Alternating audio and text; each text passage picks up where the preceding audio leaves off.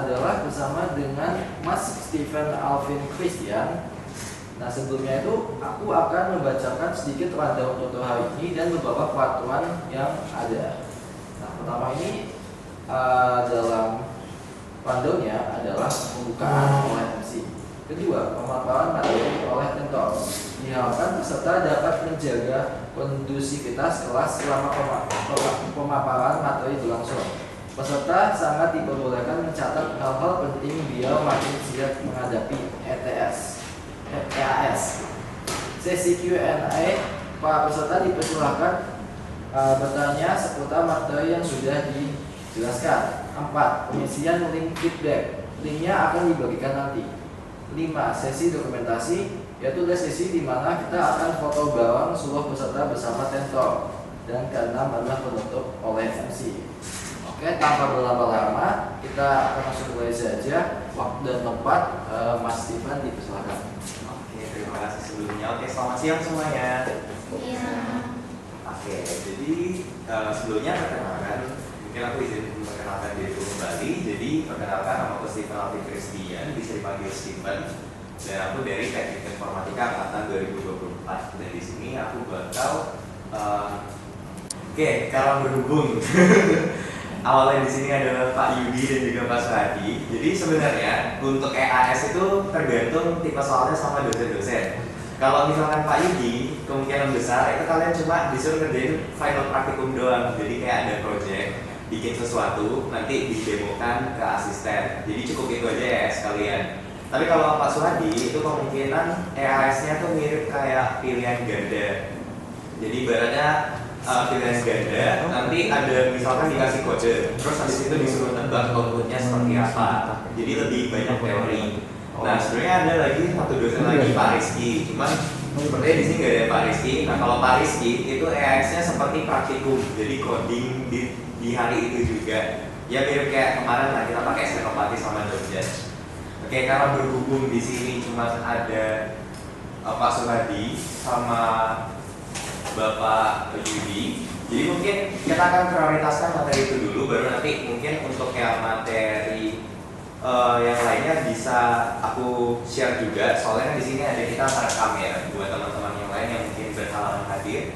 Jadi nanti aku juga akan jelasin. Tapi untuk pertama aku bakal jelasin dulu yang untuk Pak Yudi, karena Pak Yudi kan simple ya, cuman praktikumnya ya database doang. Jadi mungkin di sini aku bakal jelasin dari final praktikum atau EAS dari Pak Yudi. Jadi kalau Pak Yudi itu kemungkinan besar kalian disuruh bikin modelnya database. Database itu seperti apa? Misalkan aku kasih studi kasusnya itu bikin apa ya, kayak pendaftaran apa sih, kayak beli tiket lah, tiket pesawat gitu. Nah, di tiket pesawat itu kan kalian pasti ada nama, terus habis itu tanggal penerbangan dan lain sebagainya. Otomatis nanti kalian akan lainnya lebih besar ke struct. Selain itu biasanya kalian itu disuruh nyimpannya itu bukan pakai struct atau array biasa, tapi kalian itu disuruhnya pakai modelnya teks, jadi modelnya file. Jadi yang harus kalian pelajarin adalah file handling di C. Nah, mungkin di kelas sudah pernah diajarin, tapi di sini aku akan ngajarin ulang. Jadi pertama kita akan belajar file handling dulu, karena kemungkinan besar juga di dosen-dosen lain juga bakal ada belajar tentang file handling. Oke, mungkin aku mulai di file handling. Nah, di sini aku pakai materinya dari Geeks4Geeks. Untuk lebih lengkapnya mungkin juga bisa teman-teman pelajarin di bukunya teman-teman. Nah, jadi apa sih file handling? File handling di C itu adalah gimana caranya kita ngoding di bahasa C supaya kita bisa berinteraksi dengan file-file yang ada di folder kita. Contohnya seperti ini caranya. Jadi sintaks atau yang paling pertama kali kita harus lakukan adalah buat file pointer untuk menyimpan file yang akan kita mau buka. Misalkan nanti kita akan menggunakan file namanya filename.txt. Nah, ini kita bikin dulu pointer filenya. Untuk formatnya adalah file, terus asterisk, terus habis itu ini namanya random, kalian bisa isi sembarangan. Tapi untuk tipe datanya selalu kayak gini, file pointer. Nah, habis itu hal yang pertama kali kalian lakukan adalah kalian harus nge-open si file txt tersebut. Nah di sini fopen, terus habis itu ini adalah nama filenya, dan untuk ini itu artinya adalah read. Jadi nanti ada read, ada write dan lain sebagainya akan gue jelaskan. Nah ini adalah contoh simple sederhana gimana cara kita open file di bahasa C. Jadi pertama kita bikin dulu file pointer, terus habis itu kita fopen, terus nama filenya, terus kasih keterangan di sini read. Ini ketik R, itu artinya read, kita cuma ngebaca doang. Dan ini tuh adalah ngecek apakah codingan kita itu sudah berjalan dengan baik. Kalau misalkan pointer dia hasilnya masih null, itu artinya kita tuh masih belum dapat address filenya atau filenya itu tidak bisa terbuka dengan baik. Jadi kalau misalkan pointer kita isinya adalah null, berarti file kita belum terbuka.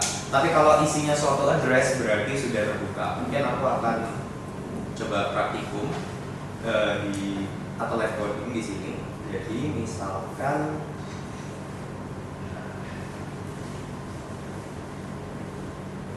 di sini aku buka KS, aku create suatu file.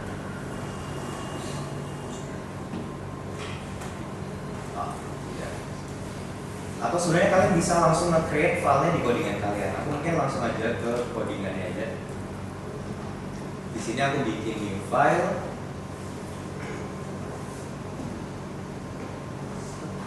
Terus habis itu namanya adalah file handling.c.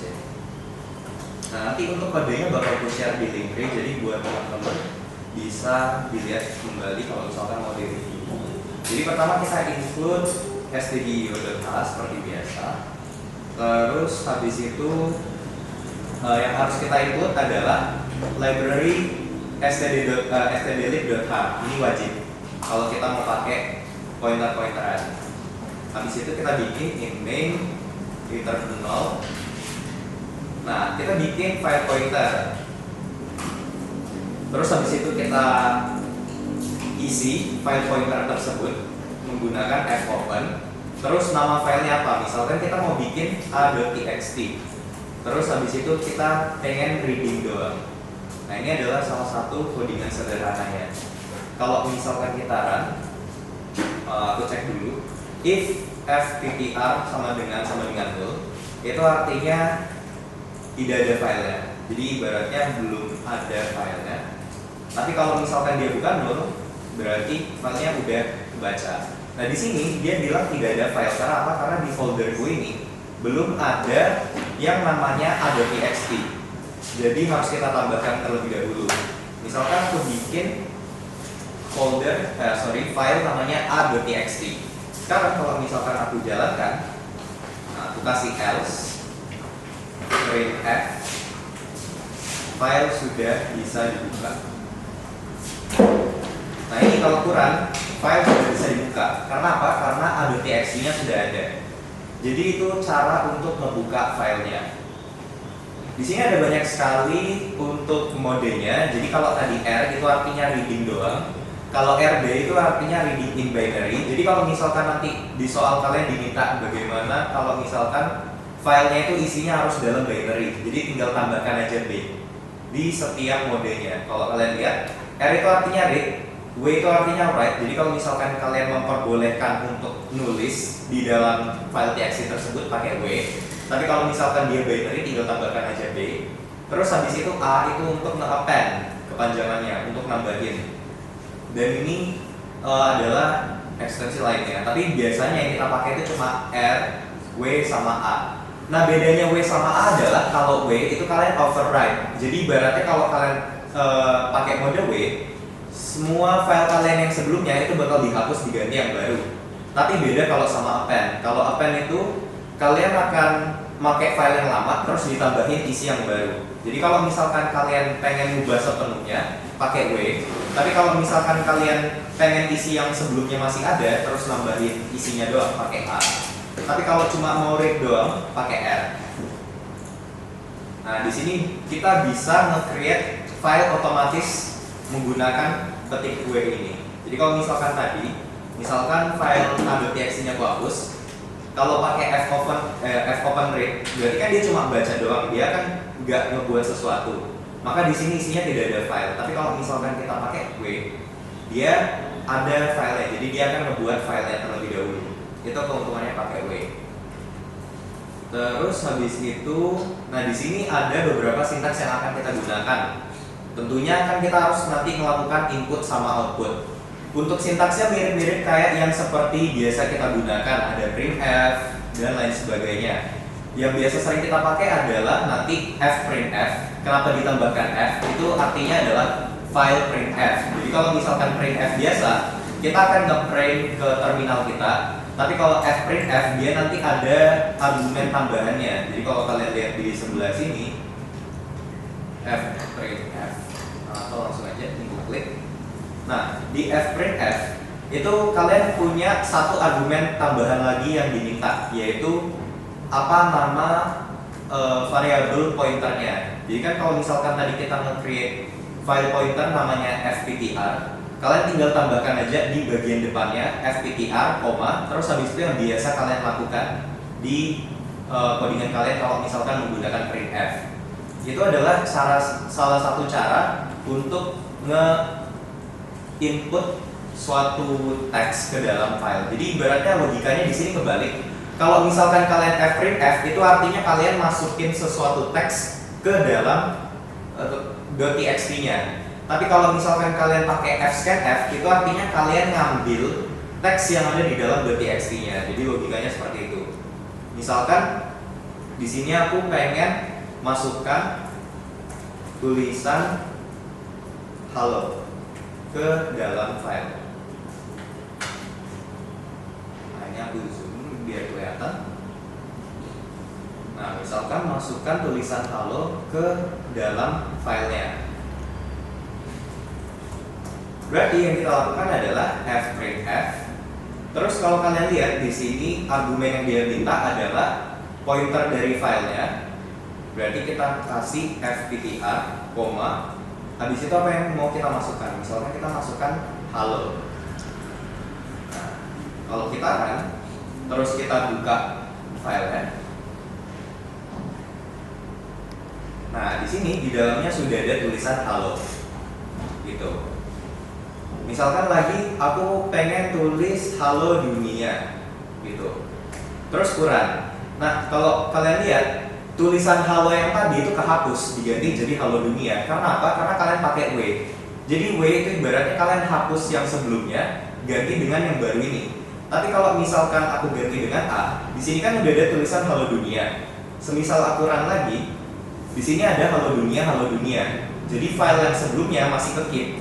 Dan a ini artinya append, kita nambahin sesuatu yang baru. Jadi seperti itu bedanya w sama a. Terus habis itu yang akan kita pelajarin adalah gimana cara kita ngebaca isi dari txt ini supaya bisa kita olah ke dalam codingan kita. Di sini ada beberapa sintaks. Kalau misalkan kalian ingin ngambil kata-kata doang yang di dalam .txt, kalian bisa pakai fscanf. Cuman kalau misalkan kalian pengen ngambil suatu kalimat, maka yang kalian gunakan adalah fgets. Jadi konsepnya sama seperti input output pada yang sudah kita pelajarin sebelumnya.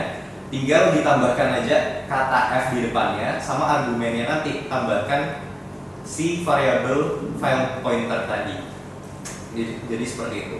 Misalkan nanti di sini kita mau ngambil isi halo dunia, maka yang kita lakukan adalah misalkan kita nge-create char string 100. Ini akan sama dengan fscanf. Terus habis itu di sini adalah kita kasih fptr-nya dulu. Aku kasih contohnya deh. Aku buka. Nah, contohnya adalah seperti ini.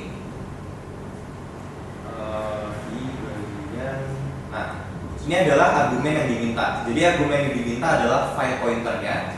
Habis itu adalah formatnya. Jadi kalau kalian lihat, dia itu akan meminta si file pointer, terus si petik 2 si formatnya. Jadi petik 2 %s, nama variabel yang mau kalian masukkan. Kita mau masukkan ke dalam buffer. Nah, kalau di studi kasus kita, di sini kan kita mau masukkan ke dalam suatu string.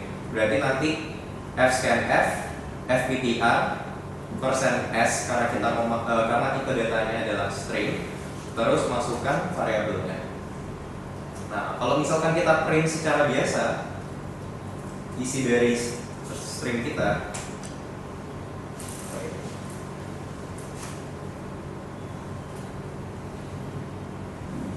untuk clear, terus habis itu dijalankan.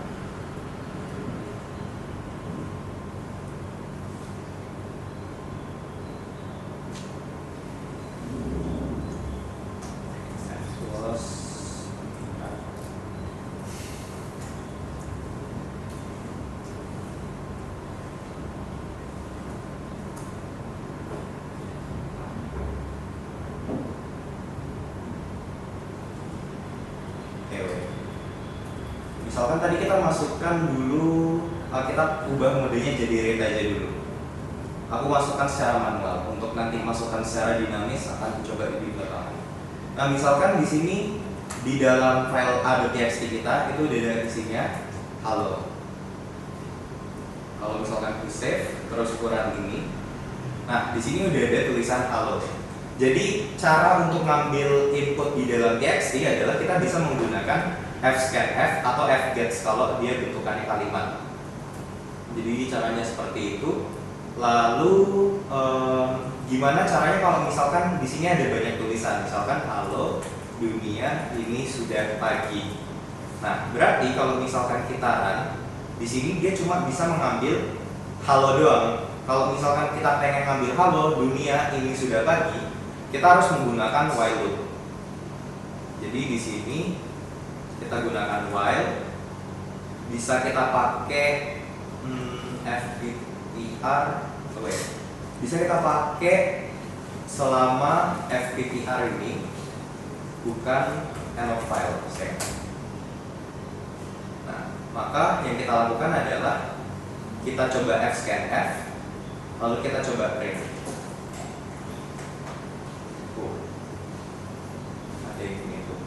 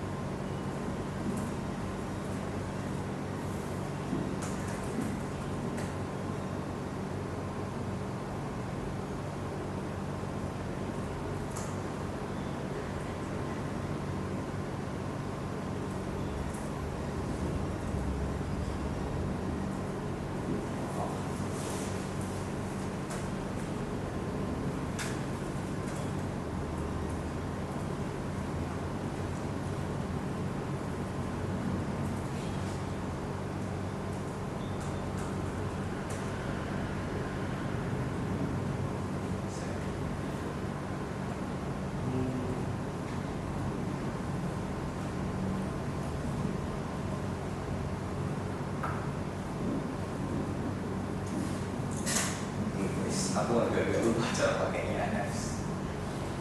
Coba.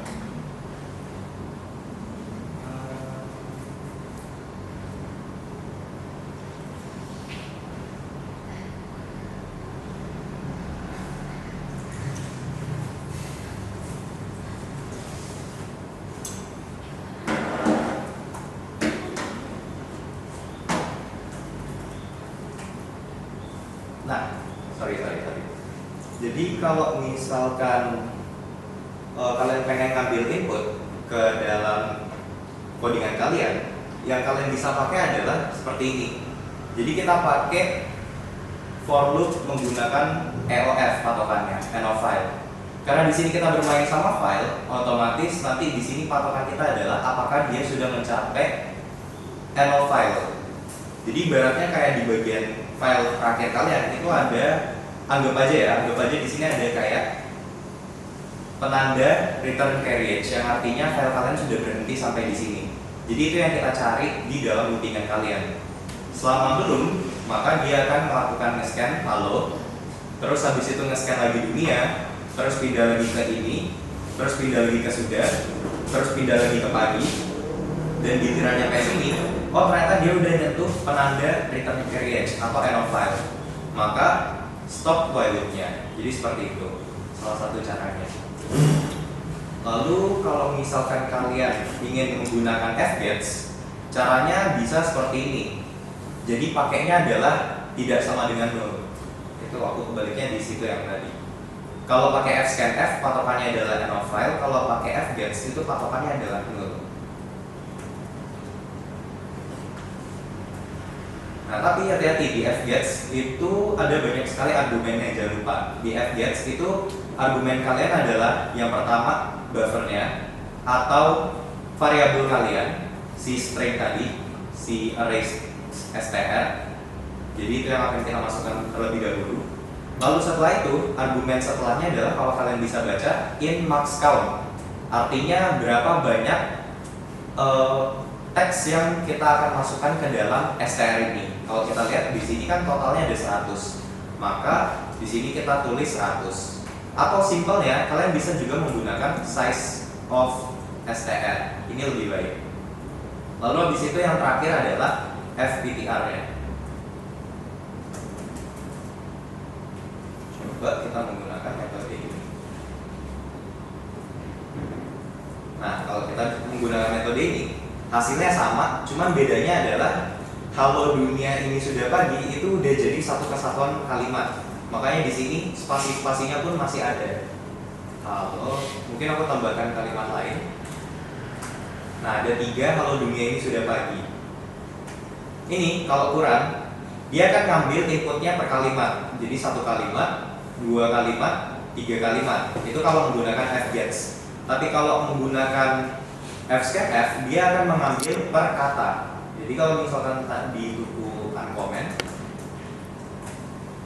nah dia akan mengambil halo, terus ketemu spasi, artinya katanya sudah berakhir sampai di situ. Baru kata selanjutnya adalah dunia, terus ketemu white space atau spasi, maka berhenti sampai di situ. Terus ketemu ini, di print ini, terus ada spasi, terus sudah pagi. Ya pokoknya dia akan ngeprint per kata. Jadi gitu caranya untuk mengambil input sama output menggunakan file handling. Lalu setelahnya adalah fseek. Jadi fseek itu bisa mengubah posisi kalian. Kalau misalkan aku langsung kompas saja.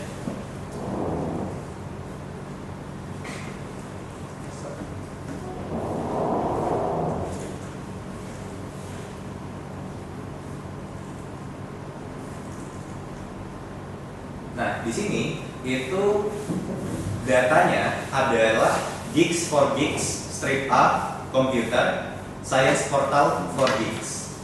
Di sini kita mau open si file.txt-nya.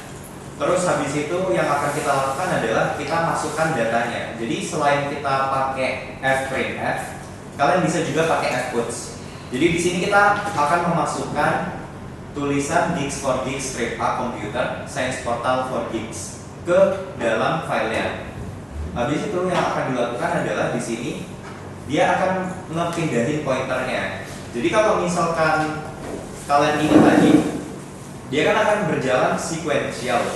Jadi kalau setelah halo dijalankan, pointer dia akan berada di sebelah sini sebelum D, di dunia.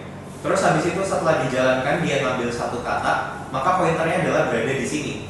Terus gimana misalkan kalian pengen balik lagi ke suatu posisi? Nah, cara kalian balik ke suatu posisi adalah menggunakan fseek. Jadi fseek itu dia akan kembali ke posisi tertentu. Jadi kalau misalkan ini dijalankan, kita bisa lihat di file.txt isinya apa. Nah, yang akan dilakukan adalah pertama memasukkan si kalimat gigs for gigs, strip A, computer, science portal for gigs ke dalam filenya. Di sini udah dimasukkan for gigs. Nah, mungkin aku akan kasih ilustrasinya. Jadi awalnya yang dilakukan adalah seperti ini. Dia memasukkan teksnya seperti ini. Terus yang dilakukan di sini adalah tolong si pointernya itu dari seek.n. Seek.n itu artinya yang paling belakang ini mundur sebanyak 6 langkah. Minus 6 itu artinya mundur sebanyak 6 langkah. Jadi kalau dia mundur 1, 2, 3, 4 1, 2, 3, 4, 5. Jadi tadi science portal for this.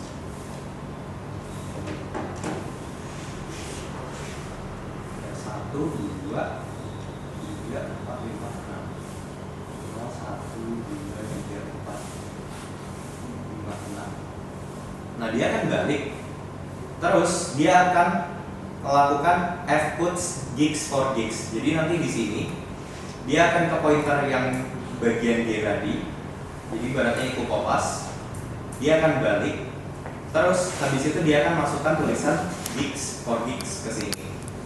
Nah, jadi seperti itu. Jadi untuk cara kalian pindah ke suatu posisi adalah menggunakan F6. F6 gitu. Dan di sini bisa sig front sama sig end saya kan.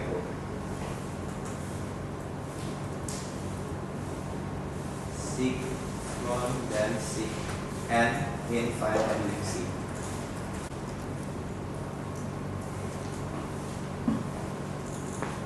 Oh, bukan front, tapi sig underscore set. Nah, jadi kalau misalkan patokan kalian adalah dari yang paling pertama, kalian bisa pakai sig underscore set.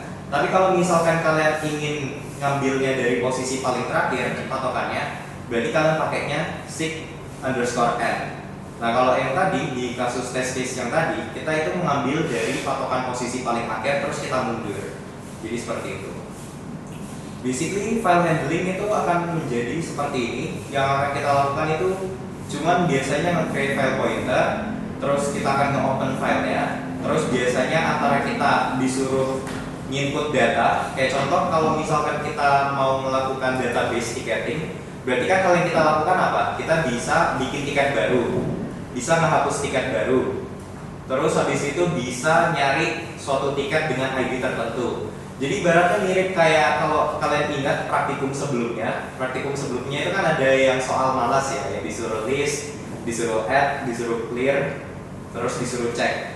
Nah, untuk final praktikumnya juga akan mirip-mirip seperti itu. Cuman bedanya nanti akan disimpan ke dalam file .txt. Jadi itu aja tambahannya. Tapi nanti yang akan kalian lakukan adalah kalian cuma bikin function add, function check, function delete, function list semuanya. Nah, jadi itu yang akan kalian lakukan. Menurutku kalau misalkan EAS-nya Pak Yudi masih termasuk gampang, karena kan kalian diberikan waktu kalian 1 minggu dan itu kalian bisa buka-buka referensi tertentu. Nah, kalau untuk EAS-nya Pak Suhadi itu kemungkinan kalian disuruh untuk pilgad dan materinya adalah teori semua. Jadi mau nggak mau saranku adalah coba di bagian modul kita algoritma pemrograman. Nah, di modul-modul yang sudah kita pelajari dari 0 sampai 5 ini, kalian pelajarin secara teori-teorinya. Nah, di sini aku akan ngejelasin, kan kita udah seslat ya, dan juga udah tutorial. Jadi aku nggak bakal ngejelasin yang terlalu mendalam banget. Tapi untuk setiap modul di sini, aku akan ngejelasin kira-kira jembatannya ada di mana aja sih yang biasa sering masuk buat soal-soal. Nah, jadi kalau misalkan di modul 0 itu kita diminta untuk pengenalan pemrograman biasa, di mana kita dikenalkan dengan variabel, terus konstanta, literal, tipe data, input, output, dan operasi biasa. Nah, mungkin yang akan menjadi tantangan di sini adalah yang pertama, kalian harus tahu terminologinya. Ketika ditanya header itu bagian mana sih? Header itu adalah bagian yang kayak input file .h.h. .h itu artinya filenya adalah header. Makanya di sini tulisannya .h. Nah, jadi kalau ditanya di suatu kode bagian mana header? Oh, bagian header adalah yang ini. Fungsi main yang mana? Fungsi main adalah yang ini. Untuk tipe soalnya mungkin aku bisa ini sih. Fundamental gigs for gigs, fundamental gigs.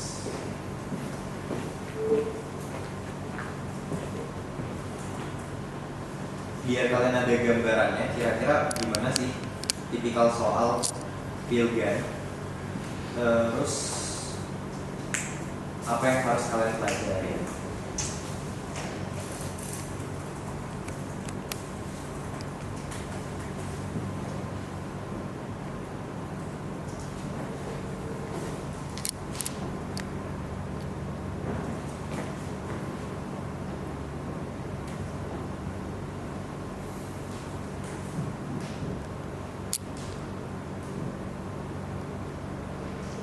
Nah, tipikal soalnya yang akan kalian hadapi itu contoh-contoh yang seperti ini. Jadi kalian dikasih suatu kode, terus habis itu kira-kira kode tersebut ketika dijalankan hasilnya akan menjadi seperti apa. Terkadang dimintanya itu adalah bisa hasil akhirnya seperti apa. Atau kalau misalkan kalian lihat contoh soal di sini, itu ditanya apakah programnya bisa berjalan dengan baik atau kira-kira bakal error gitu. Nah, jadi kalian memang harus tahu konsep dari setiap masing-masing modul. Kira-kira dia bisa error kenapa dan apa caranya supaya dia nggak error. Nah, di modul ke-0 ini yang harus kalian tahu tentunya awal gimana cara bikin pemrograman dasar. Terus habis itu yang salah satu yang bisa bikin jebakan adalah di bagian sini, pembuatan variabel. Di pembuatan variabel, nama variabel itu nggak boleh keyword, nggak boleh auto, double, integer, struct dan lain sebagainya. Jadi kalau misalkan, nah di sini aku udah bikin beberapa contoh.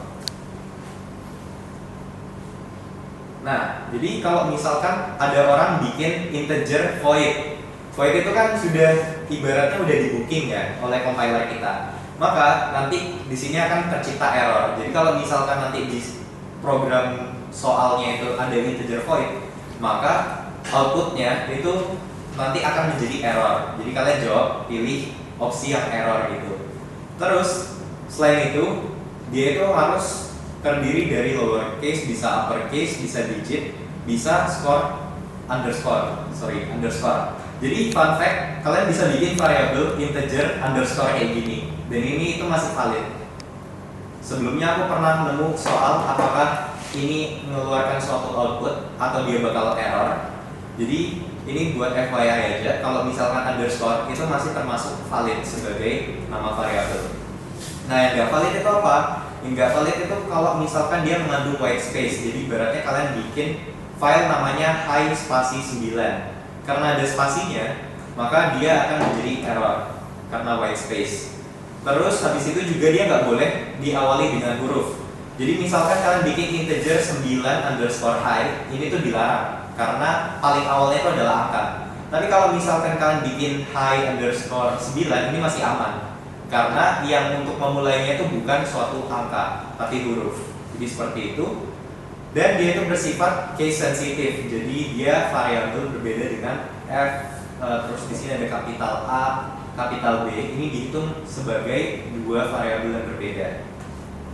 Jadi jebakan untuk pertama itu ada di situ dari pembuatan variabelnya.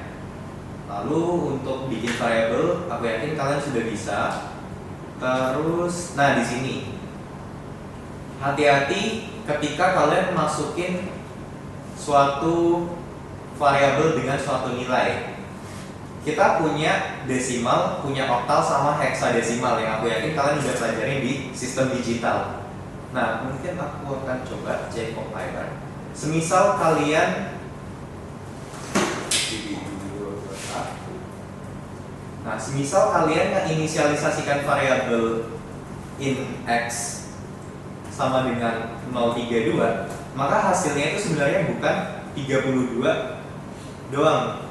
Nih, kalau misalkan kalian output, hasilnya itu bukan 32. Nah, hasilnya itu adalah 26. Kenapa? Karena 0 itu artinya bilangannya itu adalah bilangan oktal. Jadi nanti di sini akan ditranslate 2 dikalikan dengan 8 pangkat 0 berarti 2. Terus habis itu 8 dikalikan dengan 3 berarti 24. 24 tambah 2 hasilnya adalah 26. Jadi ini itu sebenarnya kalian bilang 032 itu artinya adalah 32 dalam basis oktal atau basis 8. Kalau kalian tambahin 0x itu jadi heksadesimal. Jadi kalau misalkan kalian print hasilnya adalah 50. Jadi hati-hati ketika kalian nambahin 0 di depan, karena itu bisa jadi malah mengubah basisnya. Jadi seperti itu. Di C sendiri yang biasa sering kita pakai ada 4 sebenarnya. Ada binary 0B, terus ada octal 0 doang di depan, terus ada hexadesimal yaitu 0x. Jadi itu salah satu kecohannya, semisalkan ada di soal. Lalu habis itu ya ini udah berarti bisa bilangan real. Terus habis itu di sini ada escape sequence. Terus habis itu string. Nah, string itu kalian harus hati-hati dalam membuat string. Selalu membuat string lebih satu dari kata-kata yang ingin kalian masukkan. Kenapa? Karena misalkan kalian pengen bikin hello. Hello itu di belakangnya ada null pointer atau strip 0. Itu penanda bahwa kata kalian itu endingnya ada di hello. Nah, kira-kira apa sih kalau apa yang terjadi kalau misalkan kalian bikin si hello ini cuman size-nya 5. Nah, di sini kita bakal lihat, aku udah bikin contoh kasusnya. Nah, kalau misalkan kalian di sini bikin size string 2 jadi 5, terus isinya adalah hello, coba kalian lihat. Outputnya adalah malah hello. Kenapa terjadi demikian? Karena dia itu akan nyari, ibaratnya dia akan nge-print string sampai nemu strip 0. Di dalam memori kalian itu kan banyak sesuatu yang terjadi ya. Kadang alokasinya bisa di sini, bisa di sana. Nah, dia di memori kalian itu bakal nyari sampai strip 0 itu benar-benar ketemu. Makanya terjadi sesuatu hal yang aneh di sini. Mungkin di memorinya itu alokasinya adalah di sini hello, terus ada strip 0, baru hello yang kedua itu dimasukinnya di sebelah kirinya. Makanya nanti di sini hasilnya adalah hello. Tapi mungkin ada suatu kejadian lain di mana nanti misalkan kalau kutukar ya di sini 5, terus di sini 6, terus kita lihat outputnya bagaimana. Ketika kita print, maka terjadi hello, terus habis itu di sini ada suatu karakter yang aneh atau tidak terdefinisi. Maka itu yang harus perlu kalian hati-hati untuk bikin string dilebihkan satu dari kata-kata yang kalian buat. Di sini kan hello ada 5, berarti 5 tambah 1 setidaknya kalian bikin sampai 6 untuk nyimpen strip 0 ini. Nah, jadi hati-hati di bagian situ dalam membuat string. Lalu selanjutnya adalah konstanta. Jadi kalau misalkan kalian bikin suatu variabel terus kalian tambah const di depannya, maka variabel tersebut bersifat tetap, dan kalau misalkan kalian ubah, outputnya akan error. Jadi kalau ditanya apa output dari program ini, jawabannya adalah error. Seperti itu. Dan yang kedua yang gak ada di modul itu adalah yang harus kalian pelajarin, yaitu scope variabel. Jadi variabel itu kan ada global, ada lokal, terus semakin ke dalam dan lain sebagainya. Contohnya aja kayak gini. Ini bisa aja kita anggap aja ini adalah global variabel. Kita definisikan A sama dengan 10.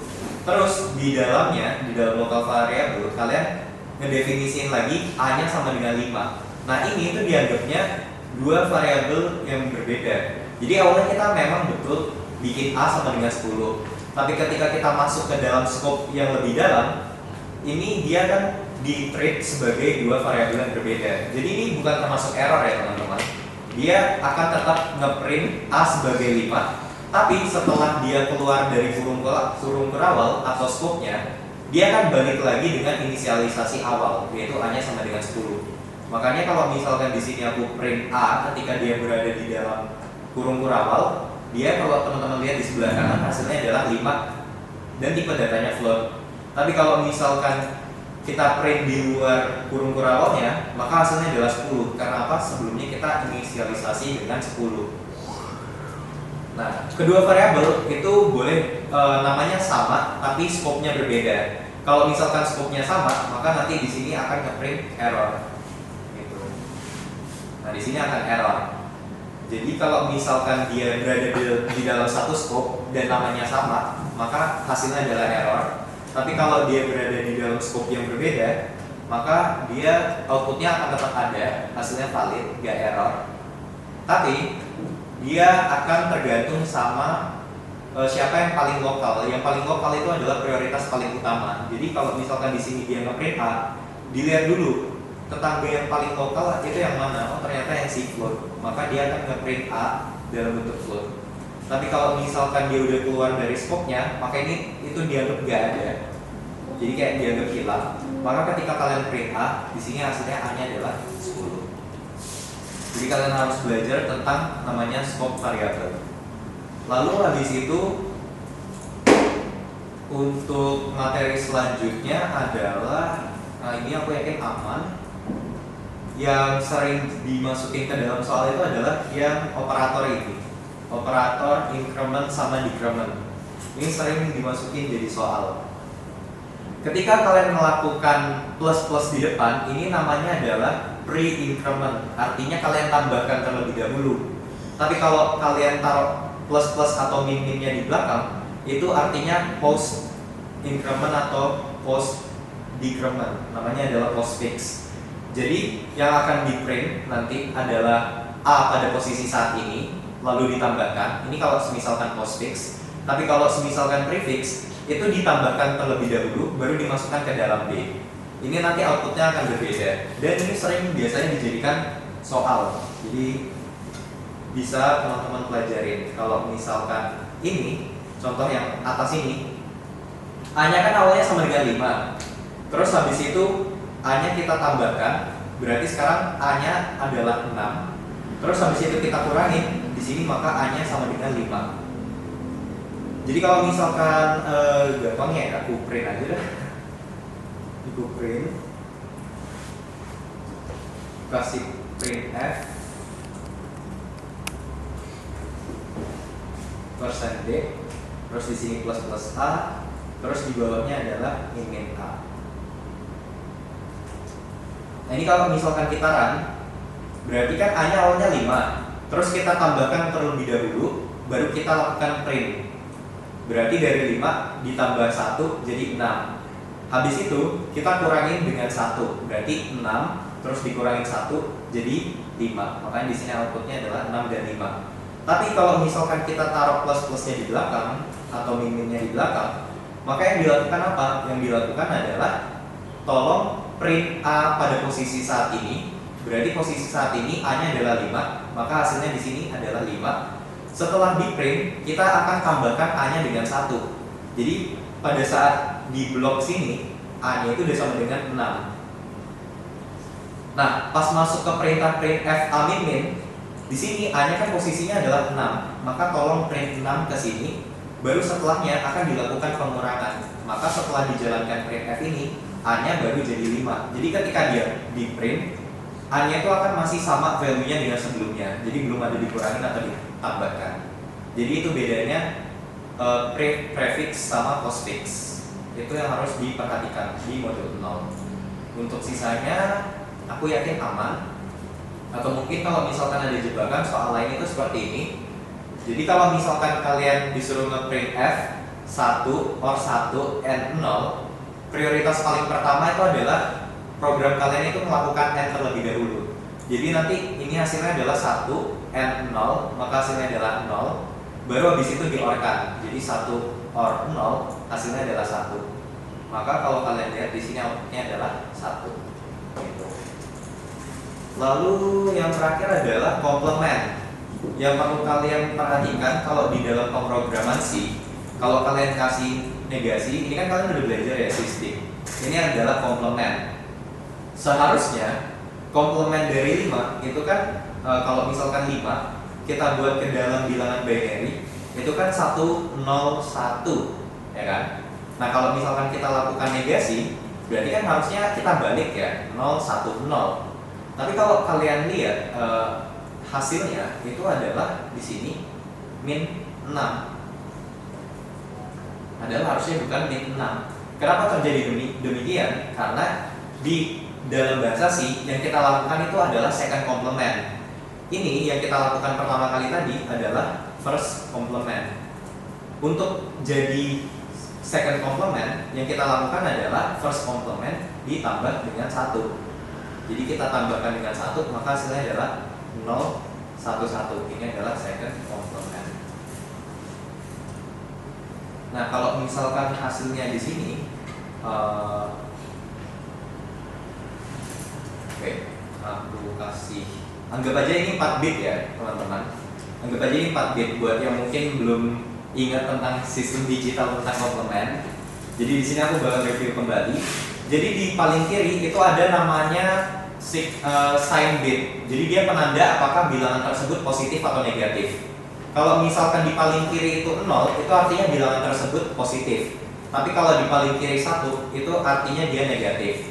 Nah ternyata 5 itu hasilnya adalah 0101, yang artinya dia itu positif dan isinya itu adalah 5. Ketika kita lakukan first complement, maka seharusnya hasilnya kan seperti ini ya, 1010. Atau kalau misalkan kita translate, itu hasilnya adalah 2 pangkat 0 dikalikan dengan 0, berarti hasilnya 0. Terus 2 pangkat 1 dikalikan dengan 1 hasilnya adalah 2. 2 pangkat 2 kali 0 hasilnya adalah 0. Terus yang paling terakhir ini kita kalikan sama negatif. Jadi negatif 8.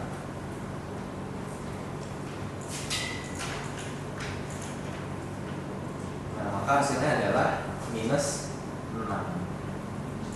Minus 2,0, 2,1, 2,2, 2,3. Ya, minus 8 ditambah dengan 2. Maka hasilnya adalah minus 6. Jadi gitu. Untuk komplement harusnya sudah aman. Aku nggak yakin sih komplement bakal masuk atau enggak, karena itu udah terlalu advance. Itu ada di sistem digital. Tapi cukup kalian tahu kalau misalkan di bahasa C itu dia menggunakan sequence complement. Oke, untuk modul 0 itu seharusnya aman. Mungkin kita lanjut aja ke modul 2 bagian modul 1 bagian percabangan. Nah, di dalam percabangan ini konsep yang harus kalian tahu itu adalah di contoh ini. Jadi, semisalkan kalian pakai if dan habis itu ada else, kayak contohnya kayak gini, dibandingkan penggunaan if, else if, dan else, outputnya akan menjadi berbeda. Kalau misalkan kalian lakukan yang paling pertama ini, kalau misalkan kalian coba yang paling pertama, hasilnya akan menjadi seperti ini. X lebih besar dari 10, X lebih besar dari 15, X lebih besar dari 17. Jadi dia anggap aja dicek paling pertama ketika dia memenuhi di print, dicek kedua ternyata memenuhi 20 lebih besar daripada 15, maka dia akan print. Apakah 20 lebih besar daripada 17? Ketika iya maka di print. Tapi kalau enggak, maka print X agak lain. Jadi else-nya itu cuma nempel di bagian if paling terakhir doang. Hati-hati di bagian sini. Jadi kalau misalkan if, dia itu akan ngecek semua kondisi, dan kalau misalkan setiap kondisi memenuhi, maka dia akan lakukan setiap perintahnya. Berbeda dengan if, terus habis itu ada else if. Ketika kalian menggunakan if dan else if, dia itu akan mencari yang paling pertama kali memenuhi kondisi. Ketika X tadi bernilai 20, dia akan ngecek kondisi paling pertama, apakah 20 lebih besar daripada 5. Oh iya, ternyata 20 lebih besar daripada 5. Ini agak misleading tulisannya. Nah, dari 5. Nah, maka output tulisan X lebih besar daripada 5. Nah, yang dia output itu hanya yang paling pertama doang. Yang bagian yang lainnya, else if X lebih besar daripada 15, ini nggak ada outputnya sama sekali. Jadi itu bedanya ketika nanti soalnya ada if, dan if, else if. Itu yang harus kalian perhatikan. Lalu habis itu yang kedua adalah percabangan. Itu ada yang namanya switch. Nah, di switch itu kalian jangan lupa untuk menggunakan break. Kenapa jangan lupa menggunakan break? Karena ketika kalian contoh di bagian case D ini, jadi ini itu meminta suatu input berupa karakter. Kalau misalkan inputnya adalah L, maka print Surabaya. Ketika inputnya B, maka print Jakarta. D adalah Bandung, N adalah Malang. Kalau misalkan bukan L, B, D, N, maka print yang ini. Nah, ketika kalian nggak nambahkan break di dalam suatu case, maka hasilnya akan menjadi seperti ini. Misalkan aku inputnya kasih B. Nah, bisa kalian lihat di sebelah kanan, outputnya adalah Bandung, Malang, strip, Lumajang. Artinya apa? Artinya perintah D itu dijalankan sampai dia ketemu break.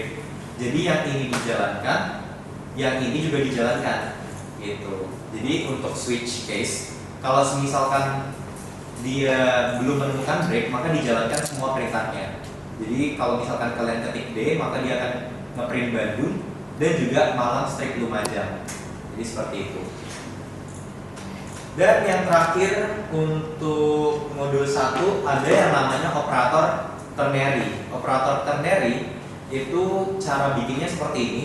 Yang pertama adalah kondisinya, terus dikasih tanda tanya, lalu output ketika dia benar dan output ketika dia salah. Misalkan di sini aku kasih, ini aku komen dulu semuanya biar gak ganggu. Oke, misalkan dia lebih dari 75, maka outputnya adalah si lulus ini. Misalkan kita masukkan input 80 misalkan, maka outputnya adalah lulus. Jadi dia akan nge-print yang di bagian sebelah kirinya. Tapi kalau misalkan kondisinya tidak memenuhi, maka jalankan yang sebelah kanannya, yaitu yang di bagian sini, tidak lulus. Jadi untuk formatnya adalah kondisi, tanda tanya, jika true apa, titik 2 jika false ngapain. Seperti itu. Untuk modul 1 seperti itu. Terus ada array dan juga string. Nah, di perulangan ada 3 jenis perulangan. Yang pertama adalah while, terus yang kedua for, terus habis itu yang ketiga adalah do while. Nah, untuk perulangan while formatnya seperti ini, aku yakin kalian udah bisa. Yang perlu diperhatikan adalah kebanyakan soal nanti itu akan ngecek apakah dia mengeluarkan suatu output. Jika iya, nanti ada berbagai pilihan. Jika enggak, maka ada kemungkinan juga endless loop. Jadi kalau misalkan kalian melakukan perulangan, contohnya ada di yang paling bawah ini. Nah, di sini itu kan inisialisasi awalnya i-nya sama dengan 1. Kondisinya ketika dia untuk nge-stop loopnya ini adalah i harus kurang dari sama dengan 100. Ketika i kurang dari sama dengan 100, maka loop ini akan dijalankan. Ketika sudah tidak memenuhi, maka loop ini akan di-break. Dan setiap loop ini dijalankan, maka i-nya akan dikurangin dengan 1. Nah, kalau misalkan ada soal seperti ini kan ketika awal i-nya adalah 1. Habis itu dijalankan, habis itu i-nya dikurangin dengan 1. Maka setelah loop pertama dijalankan, hasil i-nya adalah sama dengan 0.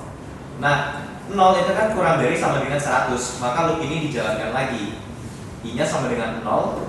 Terus habis itu ketika loopnya dijalankan, i-nya akan dikurangi dengan 1, maka hasilnya adalah negatif 1. Nah, negatif 1 itu kan kurang dari sama dengan 100, maka ini akan dijalankan terus-menerus sampai infinite loop. Jadi nanti kalau misalkan ada yang bertanya, ini outputnya apa? Jawabannya adalah infinite loop. Untuk tipikal soalnya biasanya antara minta output atau infinite loop di bagian modul 2 ini. Nah, untuk di modul 2 itu yang harus kalian perlu tahu adalah gimana cara bikin array 1 dimensi, terus gimana cara nge-input arraynya. Oke, di sini aku akan uncomment. Nah, yang perlu kalian tahu di bagian modul 2 itu adalah perulangan while terlebih dahulu. Perulangan while gimana caranya? Pertama, lakukan inisialisasi awal, kondisinya ditaruh di dalam kurung. Terus habis itu jangan lupa nanti ada increment atau decrement di dalam setiap percabangan. Kalau misalkan di dalam setiap iterasi. Kalau misalkan kalian lupa naruh i++ atau min, maka akan terjadi yang namanya endless loop yang kayak tadi. Terus habis itu ada konsep yang kedua namanya adalah continue. Jadi kalau misalkan continue itu ibaratnya di skip ke iterasi selanjutnya. Sementara ada satu lagi namanya break. Kalau misalkan break itu benar-benar stop loopingannya. Nah, di sini ada yang unik. Jadi kalian itu sebenarnya bisa ngedeklarasikan for itu seperti ini. Jadi ibaratnya mirip sama while. Kalau kalian lihat while itu kan cara bikinnya seperti ini ya. Sebenarnya kalian bisa bikin for mirip juga ke dalam bentuk while. Jadi for itu kan biasa dia minta sebagai argumennya adalah inisialisasi awal, titik 2 kondisi, lalu titik koma, increment atau decrement. Nah, kalian bisa kosongin inisialisasi, kosongin kondisi, kosongin increment atau decrement. Jadi kalian melakukan formatnya seperti ini, dan dia itu mirip sama kayak while loop. Jadi kalian bisa ibaratnya coba bikin for ke dalam template kayak while loop. Jadi kalau misalkan gak ada isinya, itu bukan termasuk error, teman-teman. Jadi dia masih termasuk valid. Tapi titik komanya tuh wajib ada. Jadi kalau misalkan kalian hapus titik komanya, nah ini baru error. Kelihatan kan di sini ada expected an expression. Tapi kalau titik komanya masih ada dan dia isinya kosong, itu masih aman. Kurasa aman kalau di dalam modul 2 buat yang kedapatan dosennya Pak Rizky dan kalian disuruh ngoding. Ya untuk di modul ini setidaknya kalian harus bisa melakukan semua routine dan juga ngebikin array 1 dimensi dan 2 dimensi. Nah di sini aku juga udah bikin template gimana caranya bikin array 1 dimensi dan juga array 2 dimensi. Dan aku yakin kalian udah bisa kalau masalah itu. Mungkin aku lanjut ke modul 3. Modul 3 itu adalah fungsi dan rekursi, dimana orang-orang aku yakin sering kesulitan dalam hal ini. Nah fungsi cara bikinnya gimana? Jadi cara bikin fungsi itu adalah pertama tipe datanya apa dulu di sini. Kalau void dia nggak ada nge-return sesuatu. Tapi kalau misalkan dia berupa tipe data kayak misalkan integer cetak atau misalkan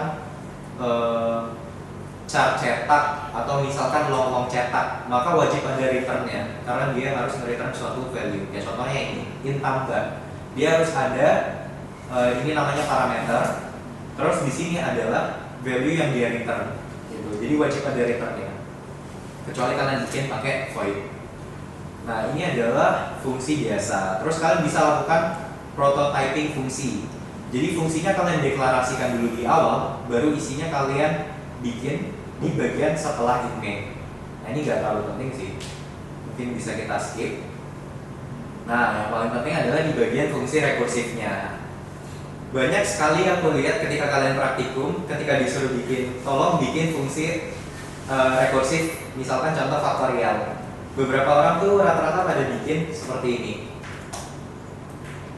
Misalkan in for in i sama dengan 0 plus 1, i kurang dari sama dengan n, terus habis itu i plus plus. Faktorial itu kan n kali n min 1 dan seterusnya ya. Berarti di sini in res sama dengan 1, res dikalikan dengan i. Nah, terus habis itu yang kalian lakukan adalah return res. Nah ini itu sebenarnya yang kalian bikin adalah fungsi biasa, bukan fungsi rekursif. Jadi kalau misalkan kalian bikin ini ke dalam praktikum terus tiba-tiba jawaban kalian WA, nah ini alasannya, karena ini bukan fungsi rekursif. Ini artinya fungsi biasa, terus kalian implementasikan for loop atau kayak ibaratnya kalian implementasikan modul 2 di dalamnya. Rekursif yang sebenarnya itu adalah yang kayak gini, yang di atas. Jadi nama fungsinya adalah faktorial. Di dalam codingan kalian itu kalian betulan manggil si fungsi tersebut. Jadi wajib ada kayak pemanggilan nama fungsi dia sendiri. Jadi faktorial di sini juga ada faktorial. Ini baru namanya rekursif karena dia memanggil dirinya sendiri. Kalau yang di bawah ini itu dia hanya fungsi biasa, bukan rekursif. Itu yang perlu diperhatikan. Terus di dalam fungsi rekursif itu ada yang namanya base case sama ada yang namanya recursive case. Base case itu adalah kapan fungsi ini harus di stopkan. Lalu habis itu ada recursive case, ini adalah case ketika base case ini belum terjadi. Jadi apa yang harus dilakukan? Seperti ini. Mungkin untuk bagian modul 3 ada beberapa algoritma yang sering keluar. Contohnya apa? Contohnya faktorial, Fibonacci, nyari FPB, DCB. Terus kita kemarin di praktikum sudah lakukan DNS yang maze itu atas bawah kiri kanan. Terus bisa juga kemungkinannya reverse array. Jadi ibaratnya awalnya arraynya 1 2 3 4 5 jadi 5 4 3 2 1. Ada palindrom, ada permutasi, ada nyari minimal atau maksimal, ada kayak jump frogs, terus ada Tower of Hanoi, terus ada binary search dan lain sebagainya. Di sini aku tambah terus habis itu ada juga namanya nanti merge sort. Nah, mungkin aku nggak bisa bahas terlalu detail karena waktunya juga bentar lagi. Nah, di sini aku kasih list kira-kira algoritma apa aja yang perlu kalian tahu untuk membantu EAS kalian. Jadi nanti kalian bisa search. Setidaknya at least kalian pernah lihat gimana cara mengimplementasikan semua algoritma ini karena ini sering masuk. Lalu habis itu untuk modul 4 itu kita ada yang namanya pointer and struct. Nah, banyak juga yang struggle di bagian sini. Nah, aku mungkin masuk ke bagian struct dulu kali ya. Nah, di struct itu ibaratnya kita menggabungkan user defined data type. Jadi kita bikin tipe data baru yang terdiri dari beberapa tipe data dasar.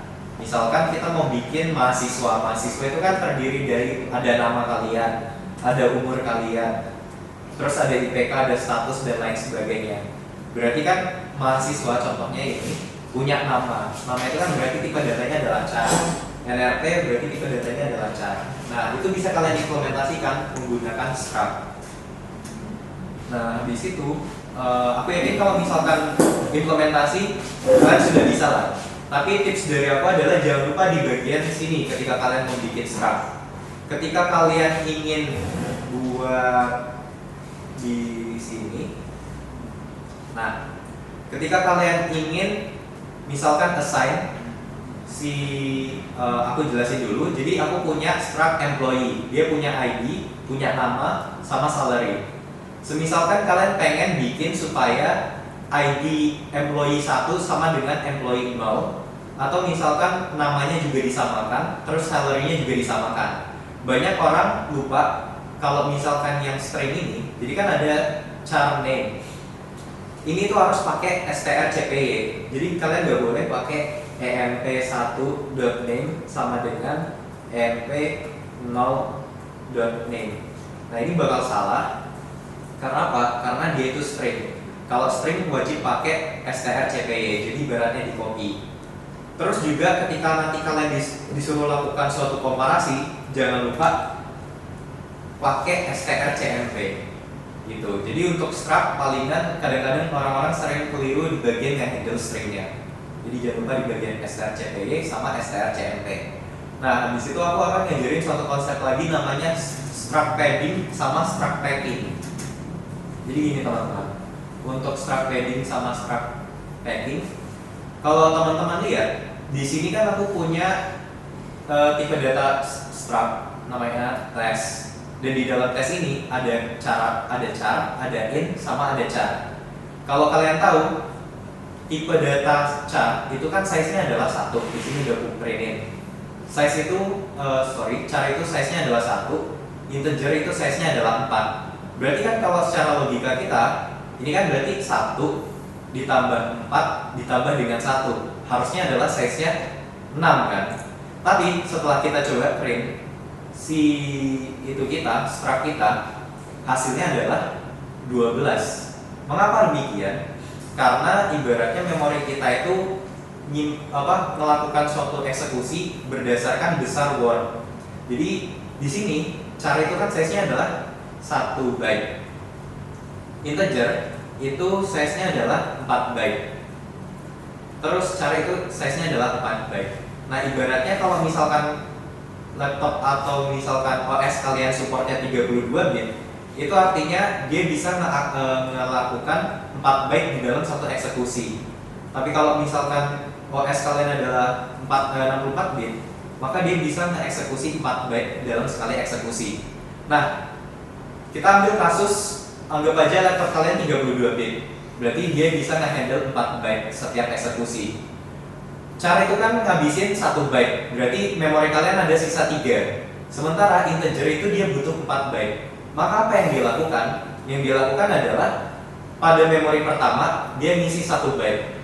3 byte-nya ini dia bakal dikosongin. Dia akan lompat ke memori kalian kedua. Jadi ibaratnya kalian ngebuat 4 memori, tapi yang diisi cuma 1 doang buat si char ini. Habis itu kalian bikin lagi alokasi memori yang baru untuk integer y. 4-nya keisi semua. Habis itu kalian ngebikin memori yang baru lagi untuk char z, itu 1 byte. Nah, karena yang tadi paling besar itu adalah si integer, si 4 byte, maka setiap eksekusi kalian itu akan dilakukan sebanyak 4 byte. Jadi semuanya akan dialokasikan 4 byte, 4 byte, 4 byte. Maka 4 dikalikan dengan 3, 1, 2, 3, hasilnya adalah 12. Nah, itu yang dilakukan oleh struct padding. Jadi struct padding itu ngambil tipe data terbesar. Kalau di sini tipe data terbesarnya adalah integer, berarti 4 byte. Jadi di sini kalian alokasikan semuanya masing-masing dengan 4 byte. Jadi 4 byte, 4 byte, 4 byte, totalnya adalah 12. Nah, misalkan kalian bikin lagi char baru, char U, di sini pun tetap isinya adalah besarnya 12. Karena apa?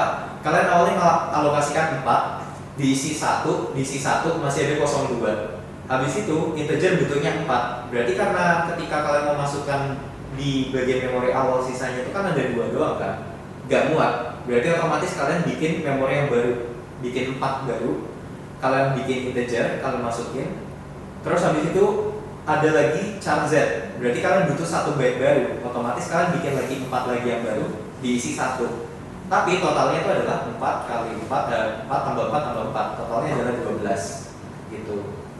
Itu namanya strap padding. Nah, kalau misalkan di sini gue ganti dengan long long contohnya, gue ganti dengan long long.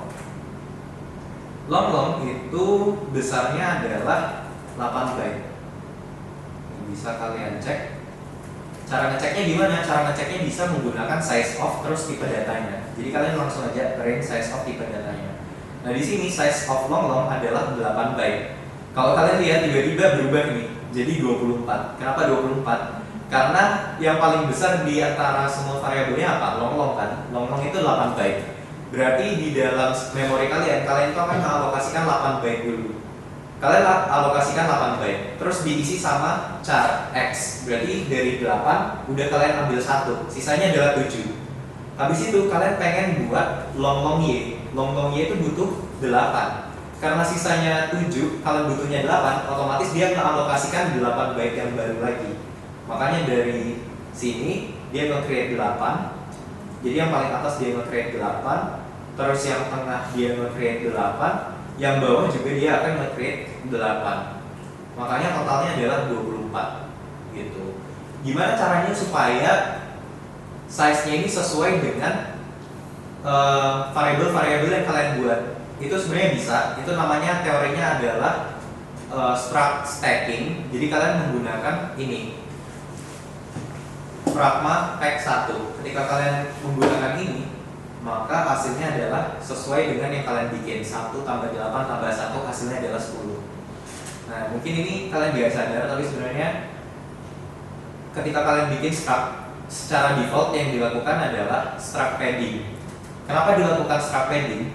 Karena untuk nge-execute masing-masing variabelnya lebih cepat menggunakan struct padding gitu. Mungkin coba kita tes dulu ya.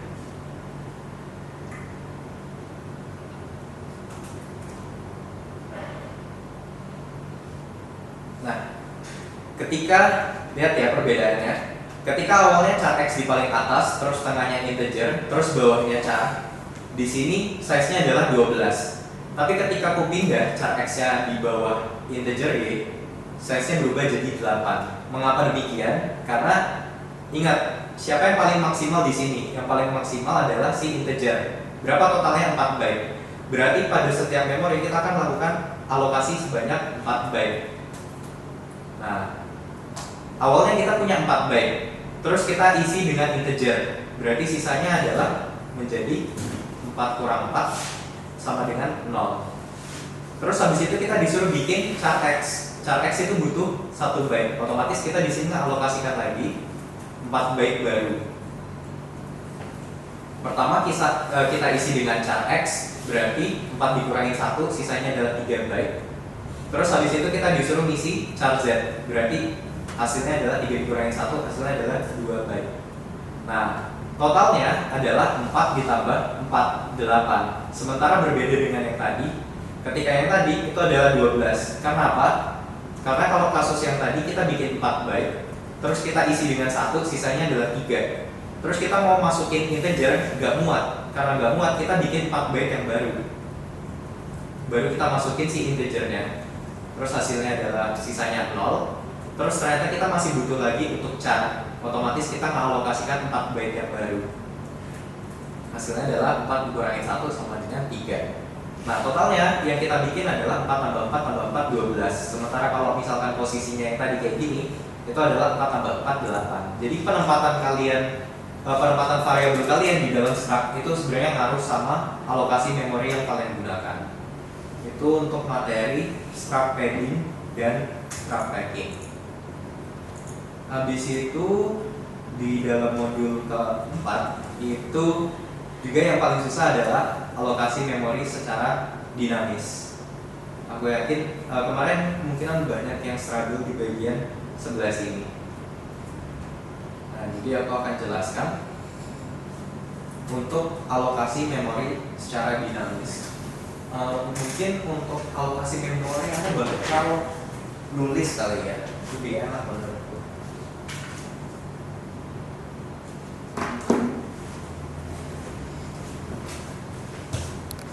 Awalnya dulu deh. Ketika kita bikin array, dia itu punya suatu address. Jadi dia punya suatu address. Nah, address dari array ke 0 itu sama aja dengan address dari ketika kita panggil array doang. Jadi ketika kita panggil ini hasilnya adalah sama. Nah, ini harus kita keep in mind. Semisalkan kita mau bikin array satu dimensi, berarti apa yang kita lakukan? Yang akan kita lakukan adalah kita bikin dulu integer pointer, namanya adalah array. Terus di sini kita gunakan malloc. Terus habis itu size-nya misalkan kalian pengen bikin size-nya sebesar n. Terus di sini size of integer. Nah, ini adalah cara kalian bikin array menggunakan alokasi memori secara dinamis. Nah, maksudnya apa? Maksudnya adalah kalian bikin n size of integer. Integer itu kan 4 byte ya. Jadi kalian bikin kotak sebanyak n. Nah, ini itu isinya adalah address di yang paling awal sini. Jadi isinya itu adalah address di bagian sini.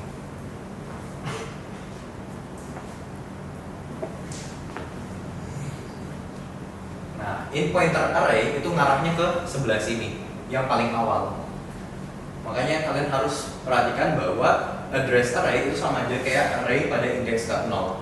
Semisalkan kalian mau mengakses, biasanya kan kalian lakukan array 1 kayak gini kan. Alternatifnya adalah kalian bisa mengakses dengan cara array ditambah 1 terus lakukan dereference kayak gini. Jadi ibaratnya apa? Ibaratnya awalnya array itu kan isinya adalah address paling pertama. Terus kita tambahkan 1, itu ibaratnya kita pindah posisi ke sebelah sini. Terus karena isinya adalah masih berupa address atau alamat, bukan isinya, maka kita lakukan yang namanya dereference. Jadi pada saat ini, kalau misalkan kalian ngeprint array plus 1, maka isinya adalah address dari indeks ke 1. Tapi kalau misalkan kalian kasih dereference atau kasih tanda bintang, maka ini hasilnya adalah value dari array indeks ke 1 gitu.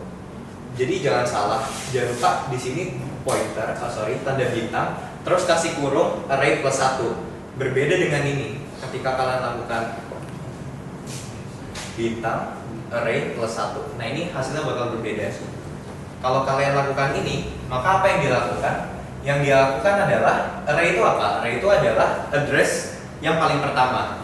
Terus dia lakukan dereference. Jadi misalkan ini isinya adalah 1, 2, 3. Maka yang dia lakukan adalah coba tolong lihat isi dari array. Isi dari array adalah 1. Maka ini hasilnya adalah 1, terus ditambah 1 sama dengan 2. Tapi yang dilakukan pada yang sebelah sini, coba tolong array ditambahkan 1. Berarti array tambahkan 1, posisinya berubah di sebelah sini. Terus tolong lakukan dereference. Isinya apa yang ada di sebelah sini? Isinya adalah 2. Jadi ini itu tidak sama dengan yang di bagian atasnya. Itu yang harus kalian ingat. Terus habis itu mungkin balik lagi ke codingan ya.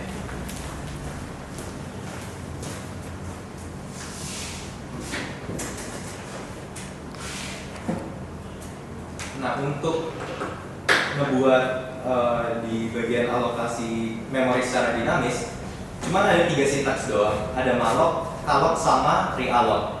Malloc itu adalah ngeinisialisasikan memori kalian, terus gak diisi apapun. Jadi ibaratnya kayak kalian nyuruh orang bikin suatu kelas, terus di dalam kelasnya itu kosong, gak ada apa-apanya. Tapi kalau misalkan calloc, kalian disuruh bikin sesuatu, terus habis itu masukin semua value-nya dengan sama dengan 0. Jadi kalau misalkan realloc, itu kalian ngebikin space di dalam memori, terus ngisi sama dengan 0. Tapi kalau malloc itu ya tolong dibuatkan aja gitu bedanya. Terus kalau realloc adalah ya sesuai namanya realokasi. Jadi ibaratnya kalau kalian mau gedein array kalian atau mengecilin array kalian bisa gunakan realloc. Nah, ini yang aku bilang tadi, ini adalah contoh cara ngebikin array 1 dimensi. Terus cara ngambil inputnya, kalian bisa menggunakan seperti ini. Ini tuh nge-input array menggunakan pointer arithmetic. Jadi cara bacanya gimana? Array itu kan sama aja kayak, kalau yang tadi gue bilang, array itu kan sama aja kayak array pada indeks ke 0 gitu. Jadi dia akan memasukkan value ke dalam array ke indeks ke 0. Terus kalau misalkan array plus 1, itu sama aja kayak kalian memasukin ke dalam array indeks ke 1 dan seterusnya. Terus untuk printf juga sama. Caranya adalah tinggal kalian tambahkan saja bintang, itu artinya di reference. Jadi bintang terus dalam kurung array plus 1. Ingat kurungnya tuh harus sampai ke yang plus i-nya. Karena kalau misalkan nggak ke plus i-nya, misalkan kayak contohnya yang tadi, kalian lakukan seperti ini, maka ini isinya adalah si indeks ke 0. Jadi yang dia lakukan adalah ambil value dari array indeks ke 0 lalu tambahkan dengan i. Berbeda dengan ini. Kalau ini tolong akses indeks dari array plus i. Nah, ini dua ini adalah hal yang berbeda. Terus habis itu untuk realloc. Realloc itu secara simpelnya seperti ini. Jadi kalian realloc, terus habis itu tipe data atau variabel kalian apa, dan direalokasikan sebesar apa arraynya. Ya, jadi seperti inilah kalau untuk alokasi memori sama realokasi memori secara dinamis di 1 dimensi. Dan jangan lupa di free. Ini paling penting by the way. Jadi jangan lupa nge-free array yang sudah kalian buat. Nah, kalau misalkan kalian nggak melakukan free, semisalkan loopingan kalian itu berjalan secara terus-menerus, ibaratnya kayak inilah contoh daemon proses namanya. Contoh kayak jam yang ada di bawah kananku. Ini kan dia akan berjalan terus-menerus. Kalau kalian nggak lakukan free, maka ini akan tetap berada di memori kalian sampai kalian matiin programnya. Antara dia sampai nyentuh return 0 atau ketika kalian shutdown laptop kalian. Jadi ini ibaratnya masih ada di dalam memori kalian. Kalau misalkan kalian nggak melakukan free. Jadi jangan lupa untuk nge-free-kan apa yang sudah kalian alokasikan. Nah, yang susah mungkin struggle-nya adalah di bagian alokasi memori secara 2 dimensi. Jadi simpelnya saranku adalah pertama bikin dulu alokasikan secara baris. Jadi kita bikin karena di sini 2 dimensi, maka pointernya ada 2. Jadi bintangnya adalah ada 2. Terus yang pertama kita buat adalah row dari integer bintang. Jadi ibaratnya dia kayak step by step. Awalnya dia bintangnya ada 2, terus habis itu turun levelnya bintangnya ada 1. Habis itu kita akan alokasikan memori kolomnya. Jadi di sini yang akan kita alokasikan adalah memori kolomnya. Nah, kalau kalian lihat size of-nya di sini nggak ada bintangnya. Jadi awalnya bintangnya 2, turun level jadi 1, turun level jadi 0. Jadi seperti itu.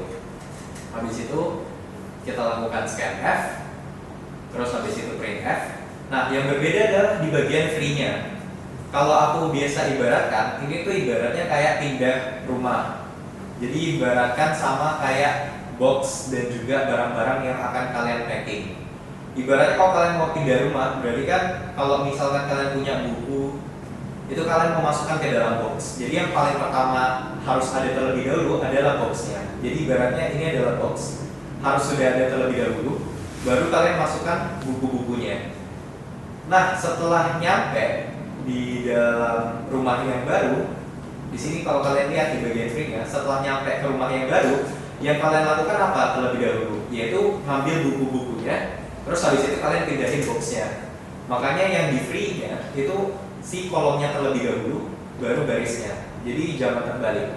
Untuk mengalokasikan, yang pertama ada baris dulu, baru kolom. Tapi kalau untuk nge-free-in, itu dari kolom dulu, baru baris. Misalkan kalian nge-free-kan cuma kayak gini, free array strip 2D, maka nanti bisa terjadi undefined behavior.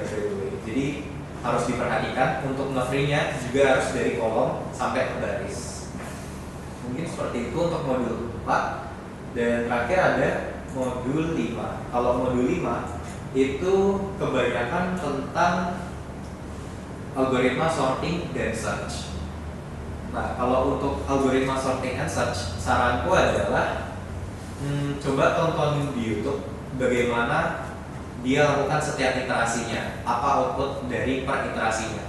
Kalau bubble sort itu ibaratnya dia akan membandingkan 7 sama 2, terus habis itu 2 sama 8. Jadi ibaratnya kayak indeks 0 sama 1, 1 sama 2, 2 sama 3, 3 sama 4, dilakukan berulang kali, dilakukan sampai sebanyak size-nya, array-nya. Di sini array-nya ada 1 2 3 4 5, maka dia akan melakukan sebanyak n-1. Di sini 5, berarti 5 kurangi 1 adalah 4. Berarti iterasinya adalah sebanyak 4 kali. Nah, di setiap iterasi kalau untuk bubble sort, yang pasti ke sorting adalah yang paling belakangnya. Jadi kalau kalian lihat di sini 8-nya udah ke sorting, 7-nya udah ke sorting, 5-nya udah ke sorting, 4-nya udah ke sorting, dan paling depan udah pasti ke sorting. Jadi bubble sort itu outputnya adalah yang paling belakang udah ke sorting terlebih dahuluan. Nah, untuk implementasinya kalian bisa lihat di sebelah sini. Dan kalau untuk insert sort itu untuk algoritmanya ibaratnya kayak gini. Misalkan kalian pilih 6 atau di sinilah 1. Misalkan kalian pilih 1, dia akan ngecek 1 dengan sebelumnya apakah 1 ini lebih kecil daripada 5. Kalau misalkan 1 lebih kecil daripada 5, berarti kan harusnya dia ada di sebelah kiri ya. 1 harusnya ada di sebelah kirinya 5. Maka nanti si satunya itu akan pindah ke sebelah kiri. Jadi berbeda dengan sebelumnya. Kalau bubble sort itu yang pasti ke sorting adalah di paling belakangnya. Kalau insert sort itu adalah yang ke sorting duluan, itu yang di sebelah kirinya. Jadi kalau kalian lihat di sini yang paling pertama ke sorting adalah 1, baru habis itu 2, terus habis itu nanti jadi 3 dan lain sebagainya. Jadi seperti itu. Kalau untuk insert sort dia berjalannya ke arah kiri, kalau bubble sort ke arah kanan. Lalu ada merge sort.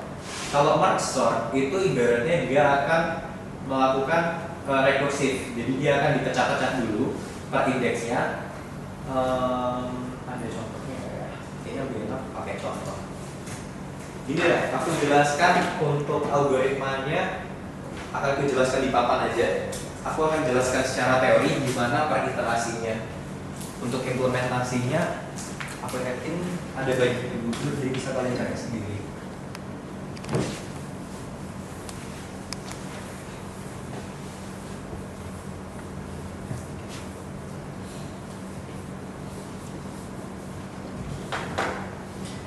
Oke, jadi yang pertama kan tadi ada bubble sort ya.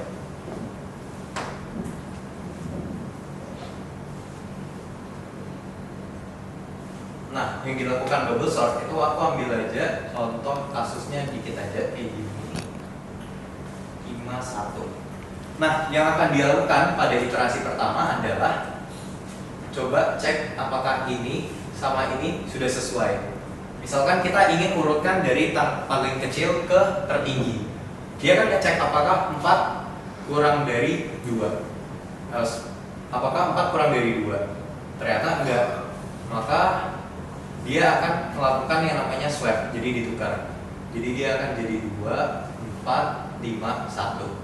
Nah habis itu dia pindah dari sini, dia akan pindah ke sebelah sini. Berarti sekarang dia akan ngecek ini, apakah 4 kurang dari 5? Ternyata 4 kurang dari 5, maka tetap pada posisinya. Jadi di iterasi kedua hasilnya adalah 2, 4, 5, 1. Lalu pada iterasi ketiga dia akan ngecek yang sebelah sininya, jadi pindah dia ke sebelah sini. Dia akan ngecek apakah 5 kurang dari 1. Oh ternyata enggak, maka tukar 2 ini. Jadi 2, 4, 1, 5. Nah di sini kalau kalian lihat 5 udah berada pada posisinya. Jadi yang dilakukan bubble sort adalah gitu. Dan dia akan ulang lagi ke yang paling depan. 2, 4, 1, 5. Ini kan udah selesai ya, udah sampai paling belakang.